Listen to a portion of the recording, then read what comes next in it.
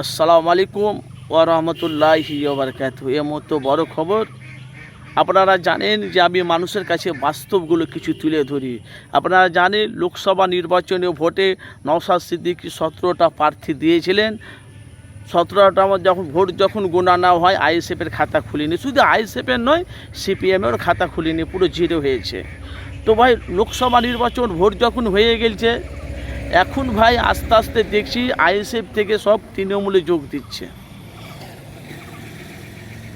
ভাই হাওড়া জেলাতে একটা মহিলা আইএসএফ ছিল, তৃণমূলে যোগ দিয়েছে।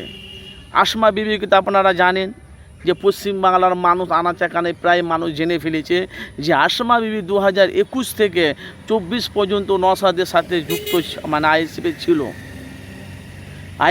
ছিল। সে এখন তৃণমূলে এখন যোগ দিয়েছে।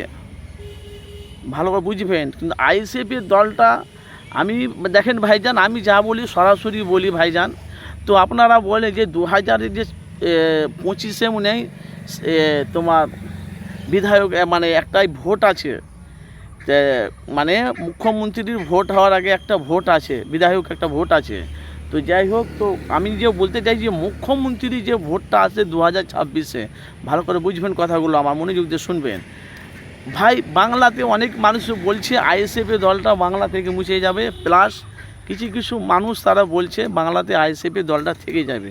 তো ভাই বলা বলি কথা, জনগণ সাধারণ মানুষ যারা পশ্চিম বাংলার আনাচে কানাচে, আপনারা জানেন যে বাংলাতে প্রত্যেকটা মানুষের ঘরে ঘরে আইএসএফের দলটা বাংলায় পৌঁছে গেছে। ভালো করে বুঝবেন, পৌঁছে গেছে।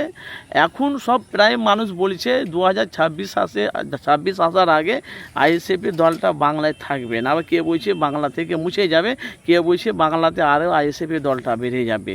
অবশ্যই আপনারা মূল্যমান, আপনারা কত মতামত আপনারা জানাবেন। 2026-এ আইএসএফের দলটা থাকবে না মুছে যাবে। কিন্তু ভাই আমরা দেখেন পশ্চিম বাংলাদেশ দেখতে পাচ্ছি, আমরা বুঝতে পারছি তো আইএসএফের যে একটা ঝলক ছিল, যে আইএসএফের যে একটা নূর ছিল, যে আইএসএফের একটা চাহিদা ছিল, সে আইএসএফের দল চাহিদার ঝলকটা কিন্তু আস্তে আস্তে বাংলাতে কমে যাচ্ছে। এই জন্য সাধারণ মানুষ হচ্ছে আইএসএফের দলটা 2026-এ মানে থাকবে না।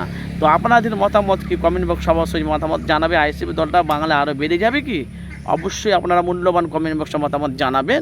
2026 আইএসএফ দল থাকবে না, মুছে যাবে না থাকবে, এটা আপনারা কমেন্ট বক্সে অবশ্যই আপনারা মূল্যবান আপনারা কমেন্ট বক্সে মতামত জানাবেন।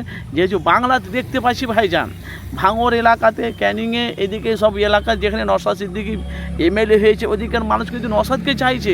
কিন্তু এখন দেখতে পাইছি অনেক জায়গাতে তারা নওশাদের কাছ থেকে তারা দূরে সরে যেতে, এখন বেশিরভাগ সবে তৃণমূলকে তারা সাপোর্ট করছে। ভাই এর রহস্যটা কি? আপনারা মূল্যবান আপনারা কমেন্ট বক্সে মতামত জানাবেন।